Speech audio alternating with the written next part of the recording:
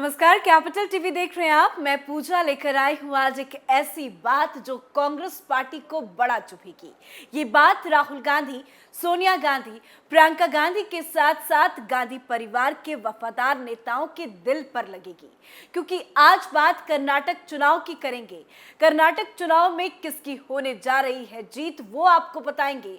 दरअसल कांग्रेस पार्टी ने अपनी गलतियों की वजह से बैठे बिठाए कर्नाटक चुनाव की जीत को बीजेपी के पाले में दे दिया है। कांग्रेस ने बजरंग दल का मुद्दा उठाकर कर्नाटक चुनाव की जीत की पूरी हवा ही बदल कर रख दी है।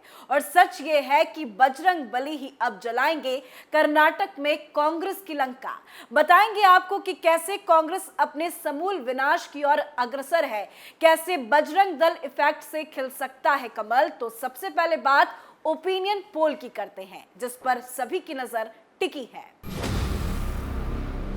कर्नाटक विधानसभा चुनाव में अब वक्त बहुत कम बचा है। राजनीतिक दल आखिरी चरण के चुनाव प्रचार में जमकर रोड शो, रैलियां और जनसभाएं कर रहे हैं। बीजेपी के लिए प्रधानमंत्री नरेंद्र मोदी एक के बाद एक ताबड़तोड़ रैलियां और रोड शो कर रहे हैं, तो वहीं कांग्रेस के भी बड़े बड़े नेता चुनावी रैलियां और जनसभाएं कर रहे हैं। मतदाताओं की मूड को भांपते हुए कई सर्वे भी सामने आ चुके हैं, जिसमें कहीं कांग्रेस की जीत तो कहीं बीजेपी की हार, तो कहीं कांग्रेस बीजेपी में कड़ी टक्कर की बात की जा रही है। पर जब से कांग्रेस ने अपने चुनावी वादे में बजरंग दल को बैन करने की बात कही है, तब से चुनाव का पूरा माहौल बदल गया है। कांग्रेस ने जब से बजरंग दल का मुद्दा बीजेपी को दिया है, तब से कांग्रेस को सिर्फ और सिर्फ नुकसान होता दिखाई दे रहा है। और जो लेटेस्ट सर्वे सामने आया है, वो बात कांग्रेस को बड़ा चुभने जा रही है। तो बिना देर किए आपको एक लेटेस्ट ओपिनियन पोल दिखाते हैं। जन की बात ने अपने सर्वे के आधार पर कुछ नंबर्स को जारी किया है। इसके मुताबिक इस बार कर्नाटक में बीजेपी को कांग्रेस और जेडीएस से ज्यादा वोट मिलने की उम्मीद है। जन की बात कर्नाटक पोल कहता है कि बीजेपी को 100 से 114 तक सीटें मिल सकती है, जबकि कांग्रेस को 86 से 98, तो वहीं जेडीएस को 20 से 26 सीटें मिल सकती हैं। तो लेटेस्ट ओपिनियन पोल तो ये कह रहा है कि कर्नाटक में बड़ा खेल होने जा रहा है। बीजेपी को जहां मोदी फैक्टर का फायदा होगा, वहीं कांग्रेस और जेडीएस को मुस्लिम वोट ज्यादा मिल सकता है। पर बड़ी बात, इसके पहले भी कई अलग अलग ओपिनियन पोल सामने आए हैं, जिसमें लगभग हर जगह कांग्रेस को फायदा होता नजर आ रहा था। पर पीएम मोदी का जादू कर्नाटक में चल रहा है और बजरंग बली का मुद्दा जनता तक पहुंच चुका है। अब कुछ पुराने ओपिनियन पोल को भी दिखाते हैं। 30 अप्रैल को जारी किए गए एबीपी के सी वोटर ने बताया था कि इस बार 224 विधानसभा वाली सीटों में बीजेपी का बहुमत पाना मुश्किल है और उन्हें 74 से 86 सीटों पर ही संतोष करना पड़ेगा। वहीं कांग्रेस को 107 से 119 सीटें मिल सकती है। इसी तरह जेडीएस को 23 से 35 सीटें मिलेंगी। अब जरा सोचिए कि कैसे बीजेपी का कद अचानक से बदला और बस एक मुद्दे ने कांग्रेस को सबक सिखा दी। इतना ही नहीं, एक और लेटेस्ट ओपिनियन पोल जरा देखिए कि कैसे पीएम मोदी के धुआंधार प्रचार से बीजेपी को फायदा मिलता नजर आ रहा है। जी न्यूज के मैट्रिज ओपिनियन पोल का लेटेस्ट आंकड़ा आपको दिखा रहे हैं। इसके अनुसार बीजेपी इस बार अपने खाते में 103 से 115 सीटें पाएगी और अन्य पार्टियों से ऊपर रहेगी। इस पोल के अनुसार कांग्रेस को 79 से 91 सीटें मिल सकती है और जेडीएस को 26 से 36 सीटें मिलेगी। अब एक और इंपॉर्टेंट सर्वे आपको दिखाते हैं। ये सर्वे कुछ दिन पहले का है, जब ना ही प्रधानमंत्री मोदी प्रचार के लिए उतरे थे और ना ही बजरंग बली का मुद्दा था। कांग्रेस की स्थिति काफी अच्छी थी। इंडिया टुडे के सी वोटर ने कर्नाटक में किसकी सरकार आएगी यह अनुमान लगाया था। इंडिया टुडे के सी वोटर के अनुसार इस बार कांग्रेस बाजी मारती नजर आ रही है।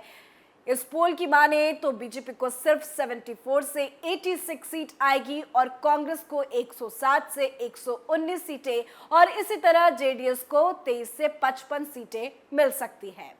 तो पहले क्या है, कई सर्वे में कांग्रेस को फायदा होता नजर आ रहा था, पर अफसोस कांग्रेस ने अपना चुनावी घोषणा पत्र जारी किया और उसके साथ ही अपने समूल विनाश की नींव भी रख दी। घोषणा पत्र जिसमें सत्ता में आने पर बजरंग दल और पीएफआई जैसे संगठनों पर बैन का वादा किया गया, पर यह वादा कांग्रेस के लिए विनाश बनकर उभरा। अब इन मूर्खों को कौन समझाए कि ये कर्नाटक है। हनुमान जी वैसे किसी एक क्षेत्र के नहीं है, परंतु जिस जगह वो जन्मे वो कर्नाटक में स्थित है, इसलिए यहाँ उनका महत्व काफी ज्यादा है। कर्नाटक में अंजनयाद्री पर्वत पर नित्य कर्म से पवन पुत्र हनुमान की पूजा वंदना होती है। ऐसे में बजरंग दल पर प्रतिबंध का वादा कर्नाटक कांग्रेस के लिए महंगा पड़ गया। बड़ी बात यह निर्णय न केवल कर्नाटक के लिए काल है बल्कि कांग्रेस के भविष्य के लिए काफी घातक भी है। और इस बार तो कांग्रेस को मुंहतोड़ जवाब देने के लिए केवल जनता ने ही मोर्चा नहीं संभाला, क्योंकि जब बात राष्ट्रीयता की हो तो पीएम मोदी ने अनेक अवसरों पे ये सिद्ध किया है कि जितना उन्हें भारत के जनता और राजनीति की समझ है उतना शायद ही देश के किसी अन्य नेता को होगी। और इसीलिए पीएम मोदी ने कर्नाटक पहुंचते ही कहा, यह हनुमान जी की पवित्र भूमि है और उनके लिए इस धरती को नमन करना बहुत बड़ा सौभाग्य है। लेकिन दुर्भाग्य देखिए कि कांग्रेस ने अपने मैनिफेस्टो में बजरंगबली को ताले में बंद करने का निर्णय किया है। पहले इन्होंने भगवान श्री राम को ताले में बंद किया, अब कांग्रेस ने जय बजरंगबली बोलने वालों को ताले में बंद करने का संकल्प लिया है। ये देश का दुर्भाग्य है कि कांग्रेस पार्टी को प्रभु श्री राम से भी तकलीफ होती थी, वहीं अब जय बजरंगबली बोलने वालों से भी तकलीफ हो रही है। कांग्रेस का ट्रैक रिकॉर्ड गारंटी पूरी करने का नहीं बल्कि गरीबों को लूटने का है। तो पीएम मोदी के इस हुंकार से जनता का साथ मिला। पीएम मोदी ने इसके बाद से लगभग हर रैली में बजरंगबली की जय के नारे लगाए और तो और सोशल मीडिया पर बीजेपी ने बजरंग दल के प्रत्यक्ष समर्थन में एक आक्रामक अभियान छेड़ दिया। कर्नाटक में जगह जगह हनुमान चालीसा का पाठ होने लगा। कर्नाटक की जंग में बजरंगबली की एंट्री हुई और कांग्रेस फंस गई। कांग्रेस के वादे से बजरंगी भड़क उठे और मध्य प्रदेश के जबलपुर में बजरंग दल के कार्यकर्ताओं ने कांग्रेस दफ्तर में जमकर हंगामा भी किया, पोस्टर फाड़े और जमकर पत्थर भी फेंके। साथ ही कई जगहों से बजरंग दल के विरोध प्रदर्शन की तस्वीरें भी सामने आने लगी। तो अगर कांग्रेस को यह लगता है कि ऐसे तुष्टीकरण के बल पर वो विजयी होंगे तो ऐसा कुछ भी नहीं है। इनकी हरकतों से ऐसा ही प्रतीत होता है कि वो सबको साधने की इच्छा रखे हुए थे।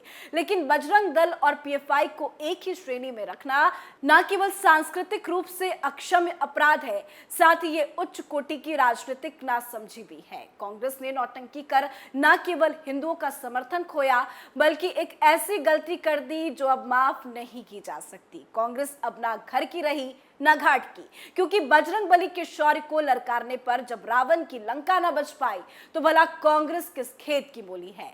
तो अब बजरंगबली ही जलाएंगे कांग्रेस की लंका और ये बात कांग्रेस को बड़ा चुभेगी। आज के हमारे शो में फिलहाल इतना ही। देखते रहिए कैपिटल टीवी। नमस्कार।